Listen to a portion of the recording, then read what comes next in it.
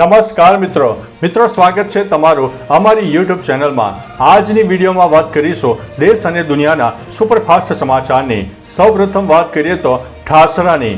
ઠાસરા નગરના રામ ચોકથી પુષ્પાંજલિ જવાના રસ્તા ઉપર આવેલા લુહારવાડા ફળિયાના નાકે એક મોટી ગટરનું ઢાંકણું તૂટી જતા ગટરમાં બે મોટા પથ્થર મૂકીને નગરપાલિકાએ સંતોષ માની લીધો છે।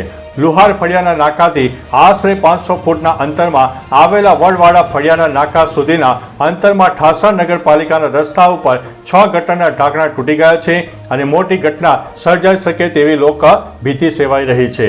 મિત્રો, અન્ય મહત્વના સમાચારની વાત કરીએ તો મધ્ય ગુજરાતના આણંદની। તાજેતરમાં જિલ્લા કલેક્ટર દ્વારા સરકારી કચેરીઓની 100 મીટરની ત્રિજ્યામાં અનઅધિકૃત વ્યક્તિના પ્રવેશ ઉપર પ્રતિબંધ ફરમાવવા છતાં આણંદ સિંચાઈ વિભાગ કચેરીમાં પરિપત્રની 80 કે 83 થઈ રહેલી જોવા મળી રહી છે। આણંદ સિંચાઈ વિભાગની કચેરીમાં વચેટિયાના રાસથી અરજદારો પરેશાન થવા સામે રોષ જોવા મળી રહ્યો છે। અનઅધિકૃત વ્યક્તિ પાસે મોકલીને નાણાં અને સમયનો વ્યય કરતા હોવાનો આક્ષેપ કરવામાં આવ્યો છે। મિત્રો, અન્ય મહત્વના સમાચારની વાત કરીએ તો ભાવનગરની બાંદ્રા ભાવનગર વીકલી ટ્રેનમાં વિલાયતી દારૂનો જથ્થો લઈને આવી રહેલા 3 શખ્સને રાજકોટ રેલવે એલસીબીની ટીમે સપાટો બોલાવીને ઝડપી પાડ્યા છે। રાજકોટ રેલવે એલસીબીનો સપાટો સામે આવ્યો છે। બોટાદ રેલવે સ્ટેશનમાંથી મુંબઈનો શખ્સ અને ભાવનગર ટર્મિનસથી ભાવનગરના 2 શખ્સને ઝડપી લેવામાં આવ્યા છે। મિત્રો, અન્ય મહત્વના સમાચારની વાત કરીએ તો ક્રાઇમ રિપોર્ટ। ઇન્ટરનેટના ઉપયોગનો વ્યાપક ધીરે ધીરે વધી રહ્યો છે, ત્યારે સાયબર ક્રાઇમના કેસની ઘટનાઓમાં પણ નોંધપાત્ર વધારો થઈ રહ્યો છે। ગુજરાતમાં તો જાણે કે ઓનલાઈન ફ્રોડ કરનારા સાયબર ગઠિયાને જાણે કે મોકળું મેદાન મળી ચૂક્યું છે। એક તરફ ડિજિટલ ઇન્ડિયાની સુફાવાણી વાતો કરવામાં આવી રહી છે, જ્યારે બીજી તરફ ગુજરાતમાં દર કલાકે સાયબર ફ્રોડના 13થી વધુ ગુનાઓ પણ બની રહ્યા છે। મિત્રો, અન્ય મહત્વના સમાચારની વાત કરીએ તો અમદાવાદમાં વિવિધ ખાદ્ય ચીજોમાંથી જીવાત નીકળવાના કિસ્સાઓ સામે આવી રહ્યા છે। બાપુનગર વોર્ડના ભાજપના પૂર્વ કોર્પોરેટરે કાંકરિયા ખાતે આવેલા મનપસંદ નાસ્તા સેન્ટરમાંથી ઓર્ડર કરેલા પિઝા અને તેની સાથે આપવામાં આવેલા સોસમાંથી કાળા કલરની જીવાત મળી આવી હતી। આ અંગે મ્યુનિસિપાલિટીના ફૂડ વિભાગમાં ફરિયાદ કરાતા ફૂડ વિભાગે આ વિસ્તારમાં આવેલી 5 ફૂડ કોર્ટને ક્લોઝર નોટિસ આપીને સીલ કરી દીધી છે।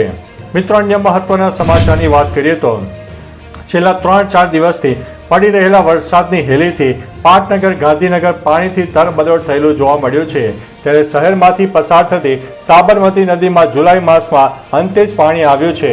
અષાઢ માસમાં જ મેઘમહેર થતાં સૂકી ભટ્ટ સાબરમતી નદીમાં વહેણ જોવા મળ્યા છે, ત્યારે ઉપરવાસમાં અને ગાંધીનગરમાં પણ સારો વરસાદના પડવાને પગલે નદીમાં સારા પાણીની આવક પણ થઈ છે। એટલું જ નહીં, સતત વરસાદના પગલે નદીમાં 2.5 થી 3 ફૂટ પાણી આવ્યું છે। સંત સરોવરમાં પણ પાણી પહોંચી ગયું છે, ત્યારે આવનારા દિવસોમાં ધરોઈ ડેમમાંથી પાણી છોડવામાં આવશે તો નદીમાં હજુ પણ સારામાં સારા પાણીની આવક થશે। મિત્રો, અન્ય મહત્વના સમાચારની વાત કરીએ તો હવામાન વિભાગની આગાહી વચ્ચે ગત 24 કલાકમાં રાજ્યમાં 169 તાલુકામાં વરસાદ નોંધાઈ ગયો છે, જેમાં પાટણમાં 5.1 ઇંચ, સરસ્વતીમાં 4.5, અબડાસામાં 4.3 ઇંચ વરસાદ ખાબકી ગયો છે। હજુ પણ ઉત્તર ગુજરાતમાં ભારે વરસાદની આગાહી હવામાન વિભાગ દ્વારા વ્યક્ત કરવામાં આવી છે, તેમાં સૌરાષ્ટ્ર સહિત સમગ્ર ગુજરાતમાં હળવોથી મધ્યમ હજુ પણ વરસાદ પડી શકે છે। મિત્રો, અન્ય મહત્વના સમાચારની વાત કરીએ તો ઉત્તર ગુજરાત સહિત રાજ્યમાં બીજા દિવસે પણ મેઘમહેર યથાવત જોવા મળી હતી।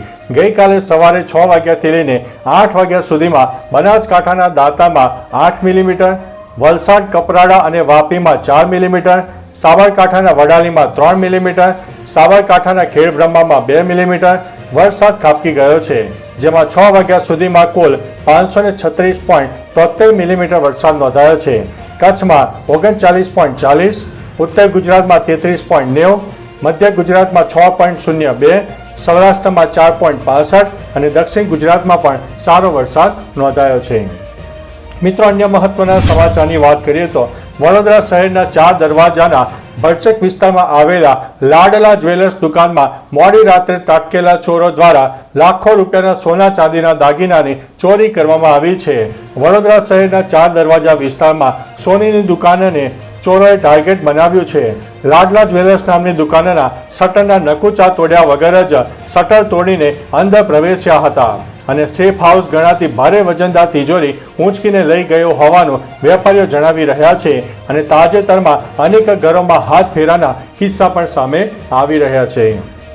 મિત્રો, અન્ય મહત્વના સમાચારની વાત કરીએ તો વડોદરા શહેરના યાકુતપુરા વિસ્તારમાં આવેલી AEMS સ્કૂલના અંગ્રેજી માધ્યમમાં ગેરરીતિ ચાલી રહી હોવાના ચોંકાવનારા આક્ષેપો સાથે NSUI દ્વારા વડોદરા DEO કચેરીમાં દેખાવો કરીને રજૂઆત કરવામાં આવી છે.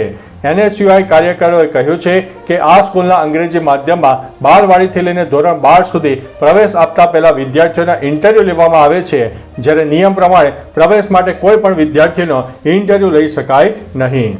મિત્રો, અન્ય મહત્વના સમાચારની વાત કરીએ તો પેન્શનરો માટે અગત્યના સમાચાર સામે આવ્યા છે.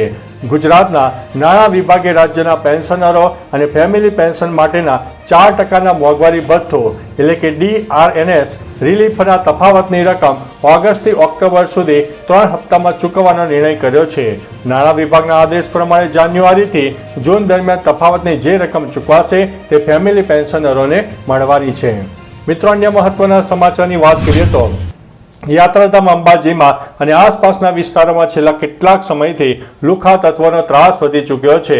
મોબાઈલ ચોરી, ચેઇન સ્નેચિંગ અને પથ્થરમારાના બનાવો દિવસે ને દિવસે વધી રહ્યા છે. આજકાલ પથ્થરમારો, ચાકુબાજી, લૂંટફાટની ઘટના સામાન્ય થઈ ગઈ છે. તાજેતરમાં જ આરોગ્ય મંત્રી ઋષિકેશ પટેલના મોટાભાઈ જીતુભાઈ પટેલના મેડિકલ સ્ટોરમાં અસામાજિક તત્વો પથ્થરમારો કરીને ભાગી ગયા હતા, જેને લઈને 2 આરોપીની ધરપકડ કરવામાં આવી છે. શક્તિપીઠ અંબાજીમાં વધતા જતા અસામાજિક તત્વોના આતંકને લીધે વેપારીમાં રોષની લાગણી જોવા મળી રહી છે. મિત્રો, અન્ય મહત્વના સમાચારની વાત કરીએ તો digital attack on Indian bank. ટેકનોલોજીના યુગમાં મોટા ભાગની પૈસાની લેતી દેતી ડિજિટલ સ્વરૂપે કરવામાં આવે છે. દેશભરમાં નાણાકીય વ્યવહારમાં UPI સહિતના ડિજિટલ ટ્રાન્ઝેક્શન કરવામાં આવે છે. ત્યારે છેલ્લા 3 દિવસથી દેશની 356 બેંકના 5000 કરોડના UPI સહિત ડિજિટલ ટ્રાન્ઝેક્શનો બંધ થયા છે, જેમાં બેંકોમાં હાલ રેમન્સવેર એટેકનો સામનો કરી રહી છે, જ્યારે ગુજરાતની 21 બેંકના 700 કરોડના ટ્રાન્ઝેક્શન રેમન્સવેર એટેકથી અસર થઈ છે. ઉલ્લેખનીય છે કે અત્યાર સુધીમાં કોઈ પણ પ્રકારનો ફ્રોડ કે આર્થિક નુકસાનીના સમાચાર નથી મળ્યા. મિત્રો, અન્ય મહત્વના સમાચારની વાત કરીએ તો વિવાદાસ્પદ ટ્રેની IAS અધિકારી પૂજા ખેડકરને મોટો ઝાટકો લાગ્યો છે. યુનિયન પબ્લિક સર્વિસ કમિશન UPSCએ પૂજા ખેડકર વિરુદ્ધ મોટી કાર્યવાહી હાથ ધરી છે. આયોગે પૂજા ખેડકરનું IAS પદ છીનવી લીધું છે અને તેના ભવિષ્યની તમામ પરીક્ષાઓ પર પ્રતિબંધ લગાવી દીધો છે. આયોગે ખુદ આ માહિતી આપી છે. આયોગે જણાવ્યું છે કે સિવિલ સર્વિસ પરીક્ષા 2022 માટે કામચલાઉ ભલામણ કરાયેલ ઉમેદવાર પૂજા મનોરમા દિલીપ ખેડકરની કામચલાઉ ઉમેદવારી રદ કરી દેવામાં આવી છે. તો ચાલો મિત્રો, ફરીથી દેશ અને દુનિયાના સુપરફાસ્ટ સમાચાર લઈને મળતા રહીશો. ત્યાં સુધી અમને રજા આપશો. નમસ્તે.